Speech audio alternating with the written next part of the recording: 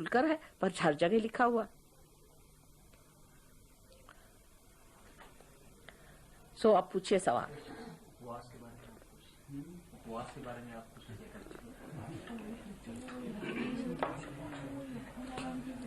आत्मा को जगाने के लिए कुंडलिनी का जगाना जरूरी है, तो ये कुंडलिनी को किस नियम से जगाया जाए? वो तो हमारे ऊपर छोड़िएगा। वो बहुत अच्छा सवाल पूछा।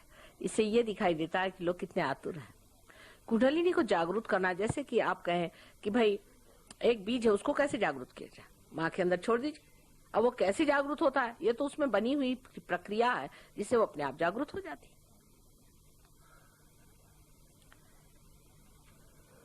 हठयोग द्वारा भी किया जा सकता है कुंडलिनी की जागृति? हठयोग शब्द जो है वो आजकल बहुत ही गलत रास्ते पे चला गया। हठयोग पहले आप पतंजलि को तो कोई पढ़ता नहीं, अगर पतंजलि को पढ़े तो पता हो कि ये अष्टांग योग है।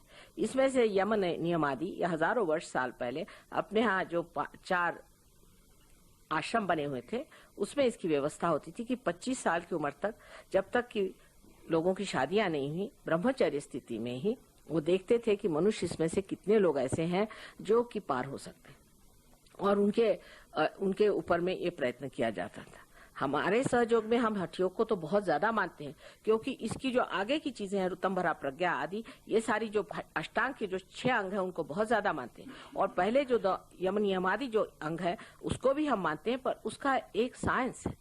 ये नहीं कि आपके सारे की सारी या आप अपने हठयोग की क्रियाएं करें, ये बड़ा गलत नुकसान कर जाते हैं। जैसे कि पूरी दवा है कि अगर आपके पास पिटारी हो तो सारी दवाइयां आप खा लीजिए। अरे भाई, जो आपको बीमारी है वो खाइए, जो बीमारी नहीं वो आप क्यों खा रहे हैं? जैसे आपके पेट में शिकायत, आप सर का कुछ काम कर रहे हैं, फायदा क्या है? पेट तो खराब जाएगा, सर भी खराब जाएगा। दूसरी बात उसमें एक और है कि जब तक कुंडलिनी का जागरण नहीं होता, ये आप जान नहीं सकते आपके दोष क्या है। जब कुंडलिनी चलती है, समझ लीजिए अगर मोटर चली नहीं तो आप क्या जाने कि कहाँ जाकर कौन सा मोड़ है, पहले से आप कैसे ठीक कर सकते हैं? पहले मोटर को चलने दीजिए। कुंडलिनी जब चलेगी, जिस चक्र पे रुकेगी उस चक्र को कैसा करना ये आप सीख लीजिए। उसमें हो सकता है कि कोई आसन करना पड़े, लेकिन वो बहुत कम है। मतलब जिस चक्र पे खराबी है उसे ठीक करना। लेकिन हम तो सारी ही क्रियाएं ऐसी सुबह से शाम तक करते रहते हैं, जिसको कहना चाहिए कि बिल्कुल ही उसमें हमें पता ही नहीं, जिसको इनडिस्क्रिमिनेट बिहेवियर कहते हैं, उस तरह से हम चलते रहते हैं, और उससे इतने प्रॉब्लम खड़े हो जाते हैं, इतने आपको मैं बता नहीं सकती। वो तो जब आप कभी सहयोग में आए तो आपको समझ में आएगा कि इस हठयोग से कितने प्रॉब्लम आ जाते हैं, क्योंकि इसका कोई रिश्ता उस पूरी चीज से नहीं है जो कि जिसे कि हम पतंजलि योग कहना चाहिए। हठयोग जो आजकल बना हुआ, ये तो सिनेमा एक्टरों के लिए है कि किसी तरह से अपने शरीर को दुबला कर लो। इसका कोई जरूरत नहीं, सबको दुबले होने की जरूरत क्या, मेरी आज तक समझ में नहीं आया। हर एक आदमी दुबला बने हुए घूमे और शुष्क बने घूमे, इससे फायदा क्या? और हठयोग जो आजकल का करने से तो आदमी तो ज्यादातर घटस्फोट ले लेता है, अपनी बीवी को छोड़ छाड़ देता है, मैंने यही देखा। और बहुत क्रोधी हो जाता है। जो हठयोग करता है आदमी बड़ा क्रोधी होता है। अधिकतर मैंने देखे हैं जो बहुत ज्यादा हठयोग करते हैं वो इस कदर गुस्से वाले लोग हो जाते हैं कि बस कुछ में, क्योंकि हमारी सहयोग में 3 हमारी नाड़ियां मानी जाती है कि एक तो लेफ्ट साइड की नाड़ी जिसे हम कहते हैं ईड़ा, राइट की पिंगला और बीच की सुषुम्ना है। तो वो जो पिंगला नाड़ी पे उतर आते हैं वो तो बड़े पित्त प्रकृति के हो जाते हैं, और ये जो आजकल का हठयोग है ये आपको पिंगला नाड़ी पे ले जाता है, और वो राजसिक लोग हो जाते हैं जिनको यही नहीं समझ में आता अच्छा क्या और बुरा क्या। वो तो बड़े कड़क लोग होते हैं। हम शरीर मात्र तो नहीं है ना, हम तो आत्मा है। सब चीज काहे के लिए? आत्मा को पाने के लिए। हाँ बेटे कहिए। व्रत के बारे में आपने कहा, उसके बारे में साधक लोग तो ये मानते हैं कि ये साधना का एक अंग है। अब ये मानने वालों को मैं क्या करूं बेटे? अच्छा, साधक लोगों का कहना है। हाँ। मानते हैं नहीं मानते हैं उसके बारे में थोड़ा सा मैं आपसे बताती हूँ उसका विवेचन। सनातन धर्म में ये नहीं है, ये कहीं नहीं है बेटे। आप लोग अपने मन से मान रहे हैं, ये तो पता नहीं कहाँ से विचार आए, कहीं लिखा नहीं। आप बैठ जाइए, मैं बता दूं आपको इसके कितने दुष्परिणाम होते हैं इसी मान्यता से। देखिए कि जब ईसा मसीह इस दुनिया में आए तो जू लोगों ने ये कहा कि हम ईसा मसीह को नहीं मानते। कहा क्यों? क्योंकि हम तो इसको मानते हैं कि मनुष्य को जब तक वो सफर नहीं करेगा उसको परमात्मा नहीं मिलेगा। अब ये उन्होंने मान्यता बना ली।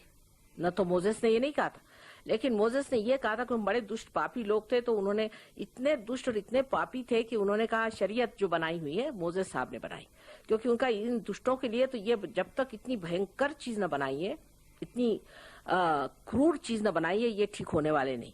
और जब बहुत क्रूर चीज बना दी तो उसमें से जो निकल आएंगे वही बच जाएंगे, बाकी तो सब बेकार है। इसलिए उन्होंने शरीयत चीज बनाई। शरीयत बनाई मोसेस ने जूस के लिए, फॉलो उसको करते मुसलमान, ये आप जानते हैं। अब दूसरी बात रही व्रत की, भी बात वही है कि हम लोगों को यह है कि हम व्रत करें, किस लिए कि हम अपने शरीर को दुख दें। इन लोगों ने अपने शरीर को दुख देने पे विश्वास किया और उसको इतना ज्यादा मानते रहे कि ईसा मसीह को हम मानते नहीं, क्योंकि उसने कहा था मैंने अब तुम्हारे लिए सब सुख दुख भोग लिए और अब तुमको दुख भोगने की जरूरत नहीं। और वो बात सही है, हम आपको सहयोग में ये बात समझा देंगे कि किस तरह ईसा मसीह कौन सी जगह कौन सी चक्र पे कार्य करते हैं और किस तरह से हमारे कर्मों को खींचते हैं। समझने की बात है, महाविष्णु का अवतरण है। हम लोग इसको अभी जानते नहीं, लेकिन जब आप जानिएगा तो आप आश्चर्य करेंगे कि ये सब आपस में रिश्तेदार है। मोहम्मद साहब और ये लोग सब आपस में रिश्तेदार हैं। इनमें हम लोगों में अभी समझ आई नहीं, इसलिए बहरहाल वो दूसरा विषय हुआ। पर जो आपने बात करी कि जूस ने ये शौक फरमाया कि हमें शारीरिक यातना होनी चाहिए, तो हिटलर साहब तैयार हो गए। उसी इच्छा के साकार स्वरूप श्री हिटलर तैयार हो गए और उन्होंने ऐसा उनको छला कि अब उन्होंने कान पकड़े, अब नहीं हमें कुछ सफरिंग चाहिए। यही हाल अपने देश में, हम जो व्रत करते हैं तो भूखमरी इस देश में रहेगी। आपको शौक है, फरमाइए। आप शौक फरमा रहे हैं, आप भूखमरिए। आपको शौक है, करिए। इसको मैं नहीं कहती, पर फिर लोग भूखे मर रहे हैं, ये बात न कहना चाहिए। पहले आप व्रत छोड़िए, देखिए अपने देश में कभी भी नहीं इस तरह की हालत आएगी। एक आप समाज की बात छोड़िए, लेकिन मैं निसर्ग में बात करती हूँ। जिस जगह पेड़ नहीं होते वहां बरसात नहीं होती, सीधा हिसाब। जहां पेड़ होते वहीं बरसात होती। जहां लोग खाने पीने में मौज में रहते हैं वहीं खाना पीना होएगा। और जहां लोग भूखे मरना चाहते हो, भूखे मरिए। मैं तो आपको सीधी बात बेटे बता रही, जो निसर्ग की बात। निसर्ग भी जानता है। आपको निसर्ग का एक आश्चर्य बताओ, हमारे महाराष्ट्र में समुद्र के किनारे पे बहुत सारे पेड़ होते हैं, जिसे आप कहते हैं श्रीफल, माने नारियल के। अब वो नारियल के इतने ऊंचे ऊंचे पेड़ होते हैं, और नारियल आप जानते हैं कि कभी कभी 2-2 सेर 3-3 सेर का एक नारियल होता है, और लोग उसके नीचे खूब सोते हैं। तो हमने कहा कि भाई क्या बात, तुम लोग नीचे सोते? कहले माँ, कभी किसी के सर पे या बदन पे, शरीर पे, किसी जानवर के कभी भी आज तक नारियल नहीं पड़ा। अब आप सोच लीजिए, बाकायदा हमारे शाम के वक्त सब लोग बैठे रहते हैं, कभी नहीं पेड़ के दूसरी तरफ गिरेगा नहीं, तो गिरेगा नहीं जब तक कोई इंसान बैठा हो। ये सारे आश्चर्य हैं। तो क्यों हम चुनौती दें कि हम व्रत कर रहे हैं, तो कहे अच्छा चलो भूखे मरो। हम तो ऐसे बहुतों को जानते हैं कि जो जिंदगी भर व्रत करते रहे, बाद में उनके बच्चों ने उनको भूखा मारा। मैंने कहा परमानेंट व्रत करते रहो,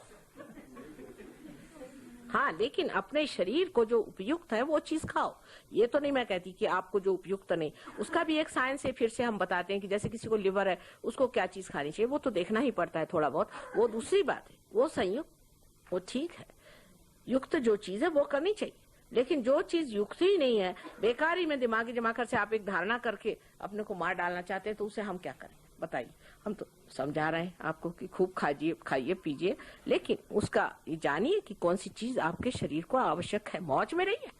परमात्मा ने सारी सृष्टि मौज में रहने के लिए बनाई। प्रसन्न रहना चाहिए, प्रसन्न।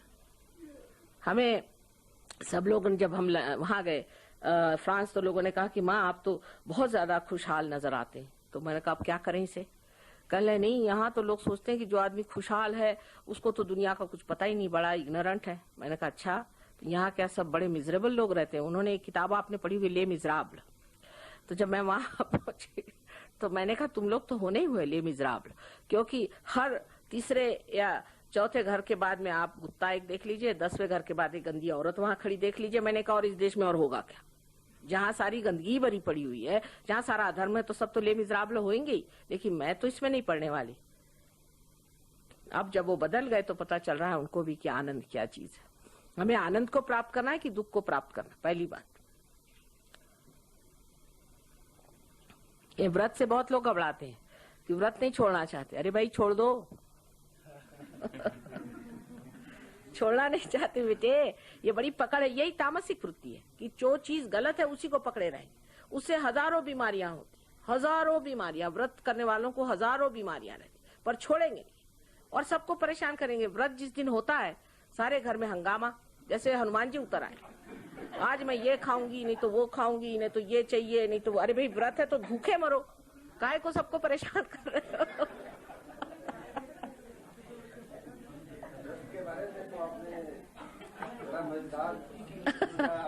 सब मजा ही मजा है और क्या रखा। कि जैसे कि सतयुग है, द्वापर है, कलयुग है, और कलयुग में ऋषि लोगों ने लिखी है या किसी ने लिखी है, उसमें बताते हैं कि ऐसा ऐसा होगा, और उसके मुताबिक आजकल देखने को भी मिलता है और हो भी रहा है। हाँ ठीक है, तो क्या ये कलयुग का पीरियड कई लोग कहते हैं खत्म हो गया, खत्म हो गया है, खत्म हो गया? ये कहते नहीं हुआ है। नहीं, देखिए आप बैठ जाए, मैं सतयुग की बात बता देती हूँ। बड़ी मजेदार बात है कि कलयुग की जो बात कही थी उस वक्त में हमें नल दमयंती आख्यान में बहुत सुंदर लिखा हुआ है कि नल और दमयंती को इस कली ने अलग कर दिया और बहुत उसके बाद बहुत यातनाएं उनको उठानी पड़ी। तो एक दिन नल के हाथ कली लग गए, तो उन्होंने उनकी गर्दन दबोची, कहले आज तो तुम्हें मैं मार डालता हूँ। कली से कहा कि बस अब तुम तो कुछ भी कहो, मैं तुमको मार डालूंगा। तो उनका भाई देखो तुम मेरी गर्दन छोड़ दो, एक बात पहले सुन लो, मैं अपना महात्म्य बताता हूँ, अगर मेरा महात्म्य तुम्हें अगर मान्य हो, मैं झूठ नहीं बोलता हूँ, मैं जो बताऊंगा वो अगर होने वाला हो और तुम्हें अगर मान्य हो तो तुम मुझे छोड़ देना। कहा अच्छा क्या तुम्हारा महात्म्य क्या हो सकता है, तुम तो बहुत सबको सताने वाले हो। तो उन्होंने कहा मेरा ये महात्म्य है कि जब मेरा युग आएगा, इस वक्त कलयुग आएगा, उस वक्त जो दरी कंदरों में और इन पहाड़ी गुफाओं में जो आत्माएं, जो बड़े बड़े लोग घूम रहे हैं, परमात्मा को खोज रहे हैं, वो सर्वसाधारण तरीके से घरों में रहेंगे और वो इस चीज को प्राप्त करेंगे जिसे आत्मबोध कहते हैं। इस बात को सुन करके उन्होंने कली को छोड़ दिया, ये बिल्कुल साफ उसमें लिखा हुआ है। वही कलयुग आया है, लेकिन आज से कोई 50-60 वर्ष पहले ही कलियुग जो है ये कृत युग हो गया। हमारे यहाँ जो विक्रम संवत चलता है उसमें इसकी चर्चा नहीं है, लेकिन जो शालिवाहन संवत है, जो शालिवाहन राजा ने चलाया हुआ था, मैं उसी शालिवाहन की ही वंशज हूँ। मतलब ऐसे राजपूत थे ये, पहले फिर जाके महाराष्ट्र में रहे बहुत हजारों वर्षों से। वही शालिवाहन ने जो चलाया हुआ है उसमें लिखा हुआ कि आजकल कृत युग है, इसे वो नहीं। कृत युग माने इसमें जो है आपकी जो चैतन्य है वो कृत कार्य करेगा, कृतार्थ होगा, वो उसकी क्रिया दिखाई देगी, और इसे कृत युग कहा है। और जब ये कृत युग अच्छे से घटित हो जाएगा उसके बाद आपका सत्य युग आएगा।